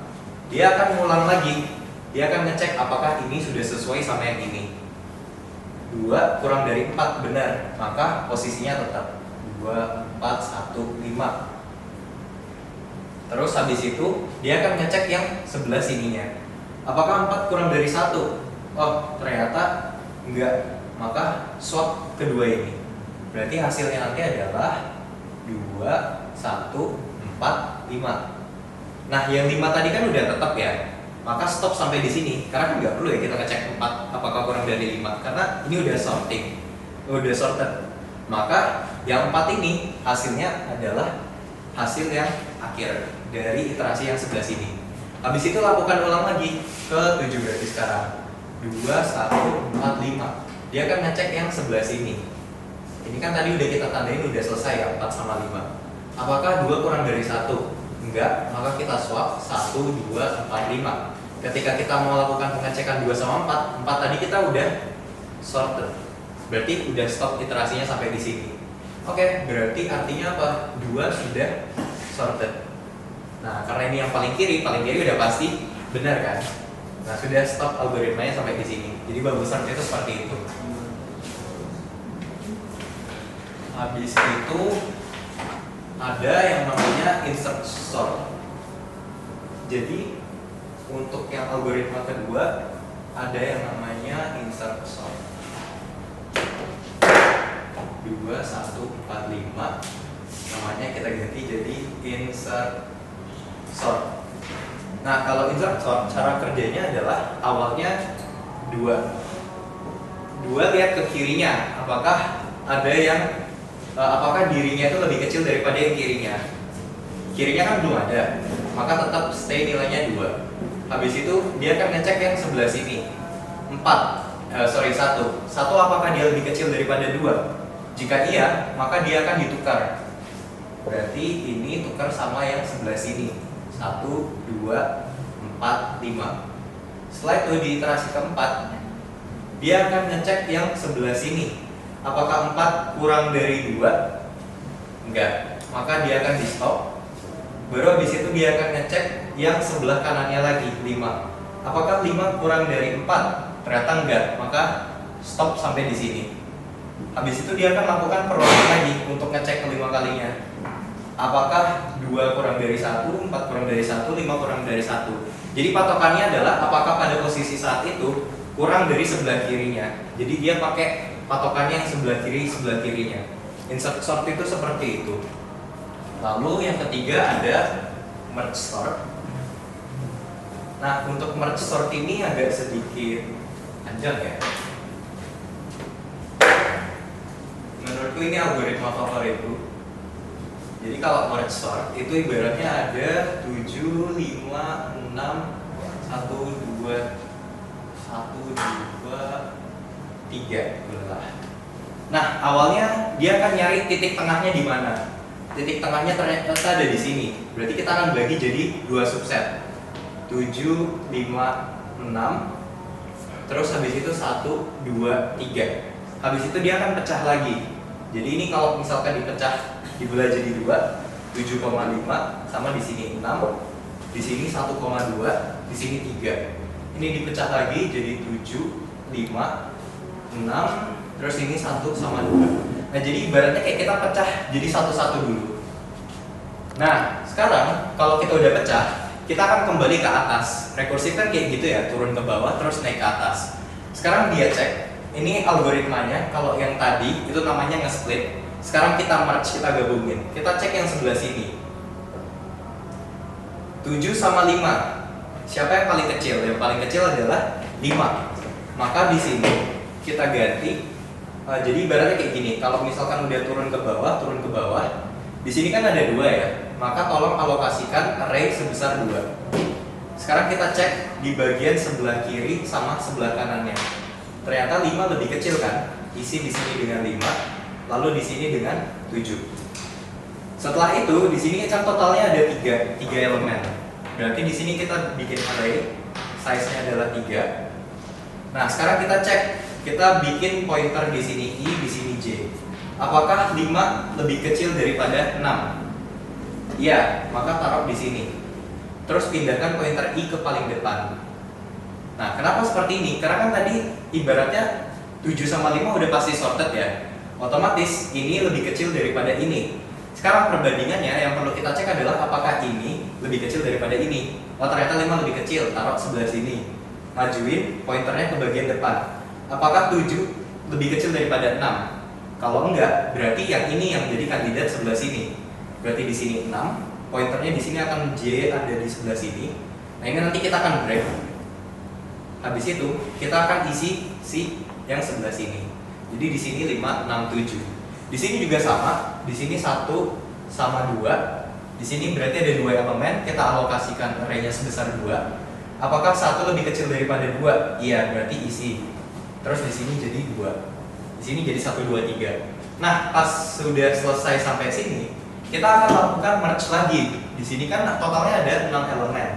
Berarti kita bikin array sebesar 6, 1, 2, 3, 4, 1, 2, 3, 4, 5, 6. Nah, sekarang kita cek, di sini kita kasih variabel I, variabel J. Apakah yang I lebih kecil daripada J? Enggak kan? 1 lebih kecil, berarti 1 taruh di sebelah sini. Terus kita hapus J-nya, kita pindah ke sebelah sini. Apakah 2 sama 5 lebih kecilan mana? Lebih kecilan 2. Berarti kita tulis di sini 2. Terus kita hapus. Terus habis itu kita pindahkan J-nya ke sebelah sini. 5 sama 3 lebih kecilan mana? Lebih kecilan 3, maka isi. Terus J-nya akan dipindah ke sini. Nah, nanti ini kalian lakukan kondisi. Jadi ibaratnya kalau kondisinya sudah nyampe lewat dari batasannya, tinggal masukin aja sisa-sisanya yang ada di sebelah sini. Berarti kita masukkan sisanya ada 5, 6, 7. Nah, maka array kita sort. Jadi ibaratnya kayak gitu, dipecah-pecah per elemen, terus digabungin 2, 2, 2, 2, 2 sampai kegabung semuanya. Merge sort itu algoritmanya seperti itu. Lalu yang terakhir ada yang namanya quick sort.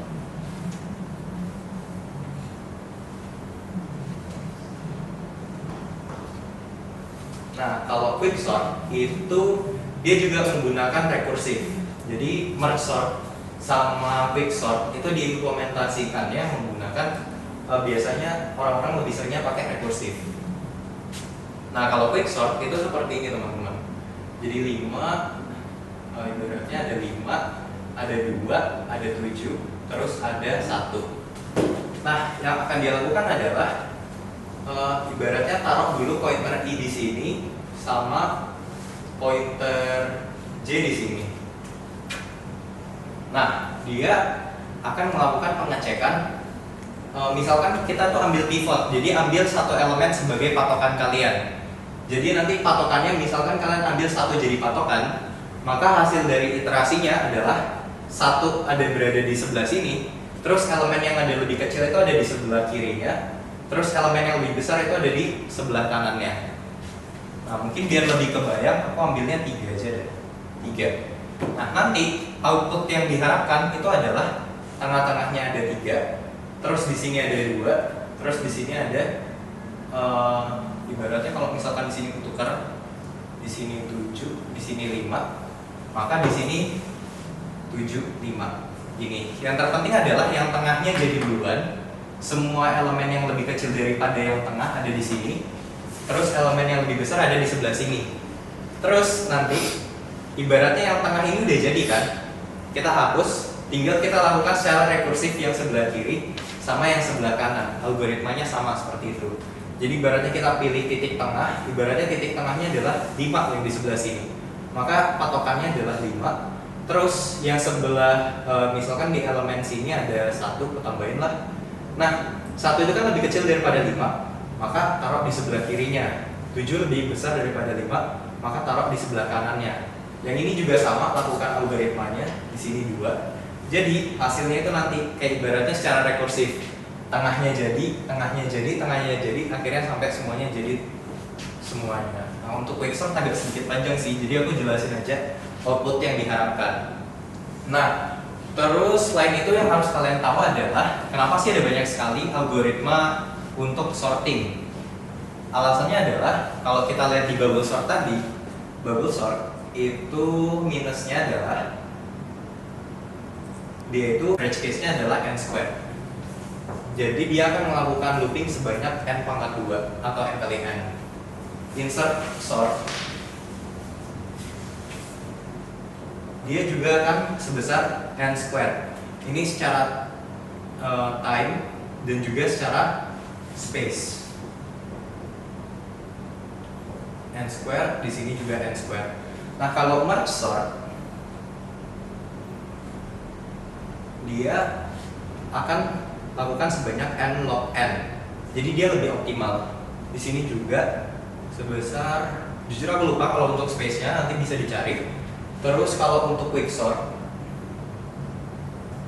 dia juga sama, dia bahkan n log n.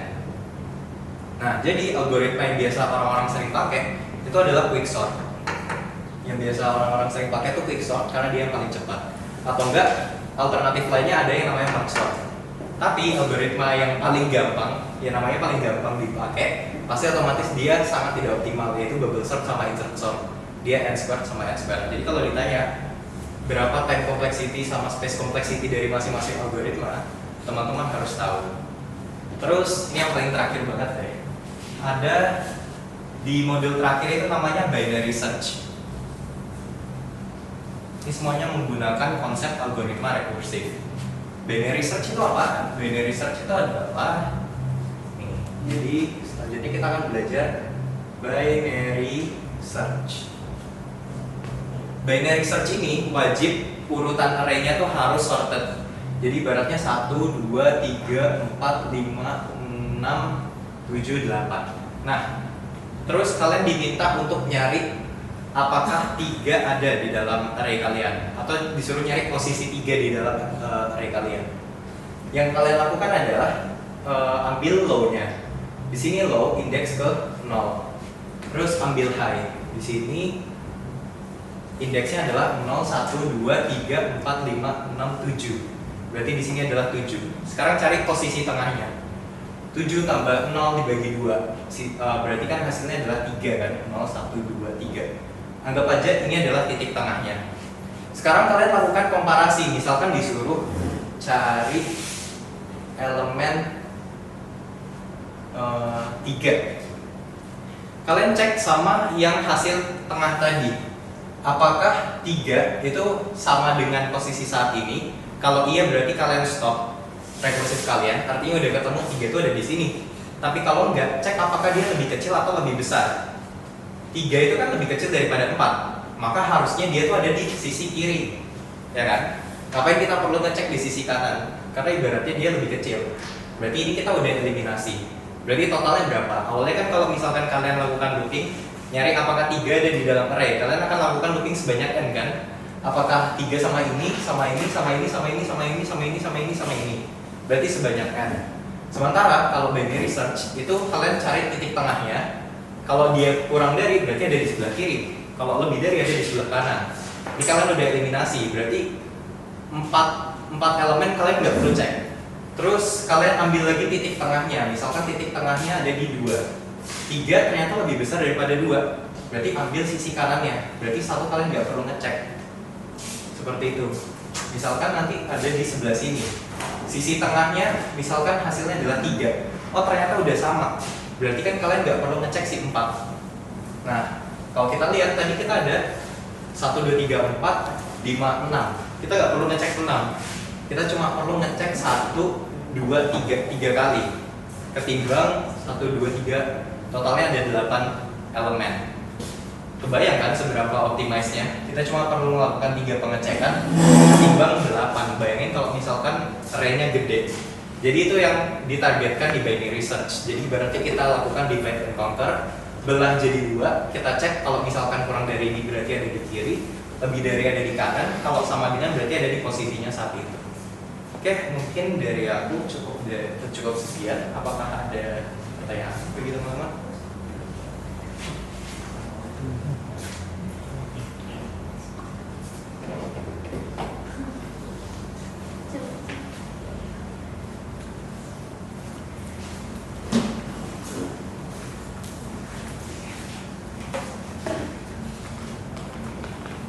Oke, bisa dia menanya nggak mengenai materi yang sudah diberikan oleh Mas